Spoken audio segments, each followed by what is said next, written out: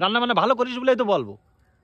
ভালোভাবে বললে ভালো লাগে, তুমি ব্যবহারগুলো এরকম করো। দেখ তো আরিনা চুপচাপ পড়ে রয়েছে। আরিনার দোষ, আমার কি দোষ বাবা তুমি বলো? হ্যাঁ কি দোষ আমার? বলো মেয়ে বলো, কেন মা চিল্লাই? না খেলতে তাহলে আমার রাখতো না। আরে একদিন খেলেছি কি হয়? সত্যি কথা বলতে আমি তোমাদের একটু দেখাই যে এরকম সুন্দর রান্না, এরকম সুন্দর বউ যদি করে করে দেয় তাহলে আর কিছু লাগে? নে নে আজকে ম্যাডাম সত্যি রাগিয়ে বোম, এ সবসময় রাগিয়ে পড়ে, তাই এর সাথে আমার সবসময় গন্ডগোল। যদি আমি আমি কি করে সংসার করতেছি আমিই জানি। আজকে রান্না বান্না কিন্তু মানুষ কতক্ষণ ধরে পাবজি খেলতে পারে বলো? ভাত বেড়ে ধোয়া উঠছিল তখন বসে রইছি, আর এখন সব ঠান্ডা হয়ে গেছে। আমি কিসের জন্য রান্না করি? আর তুমি যে আমারে বললে গুছিয়ে টুছিয়ে ছাদে গিয়ে বসে আমরা এসে যাবো, আটপাড়ায় যাবো। তা কি হয় সেটা কি? বাবা তোমার জন্য দাড়ি না কেটে বসে রয়েছে। বাবা নিজে নিজেই কাটি ফেলাইছে। তো তুমি কখন খাবা, কখন আর তুই শাড়ি ফাড়ি তা যাবানি এক সময়। তাহলে আমার আগে থেকে কেন রেডি শেডি হয়ে বসে থাকে? যখনই দেই তুই ওর সাথে ভিডিও করতে আসি ঝগড়া করিস।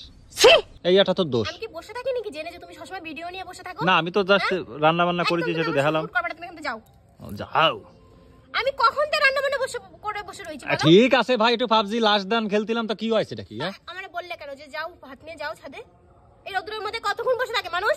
তা নে হয়েছে, অত চাষ নে তুই, খালি তোর সাথে আমার গন্ডগোল বেঁধে যায় খালি।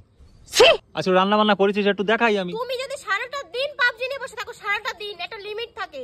দোকানে যাও তাও পাবজি, বাড়ি আসো তাও পাবজি, রাত্রিবেলা শোও তাও পাবজি, 12টার নিচে কোনো সময় শোও না। কতক্ষণ মানুষ সহ্য করবে বলো? মেয়েটার সামনে একটু কম বক, ও তো শিখবে না, ও তো শিখবে। তাই আমি শিখাই।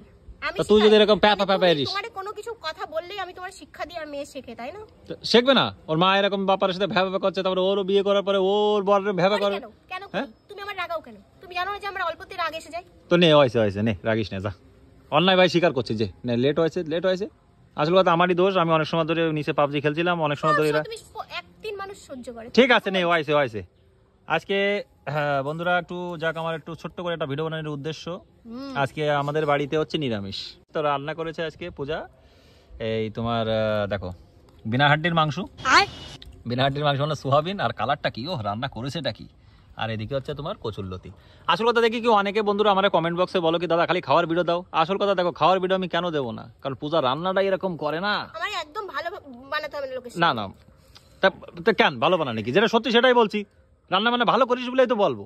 সত্যি কথা বলতে আমি তোমাদের একটু দেখাই যে এরকম সুন্দর রান্না, এরকম সুন্দর বউ যদি করে করে দেয় তাহলে আর কিছু লাগে?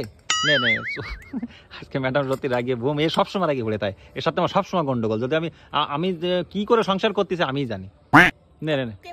নে হয়েছে, তুই আর কোনো কথা করতে চাস না? চলেই যেতে হবে, আমি দেখছি বাবার বাড়িতে, জানো? চলে যা, দেখিস কেন তারপরে বুঝিস কেন কত দানে কত সাল। সবাই এইরকম ডেকে নে, ফোন করে ডেকে নে, দেখ পানি যাইয়ে দেখ তারপরে বুঝিস কেন। নে হয়েছে দে খাতি দে। তা বন্ধুরা আর কিছু করার নেই, ম্যাডাম রাগিয়ে পড়ে রয়েছে ওই দেশে আমার খাতি। এই যে দেখো আজকে রান্না বান্না এই ছিল আমাদের, আজকে ছোট্ট করে একটা খাওয়া দাওয়া। আসল কথা পূজা রান্না বান্না ভালো করে বলে একটু তোমাদের মাঝে শেয়ার করি, তাছাড়া কিছুই না।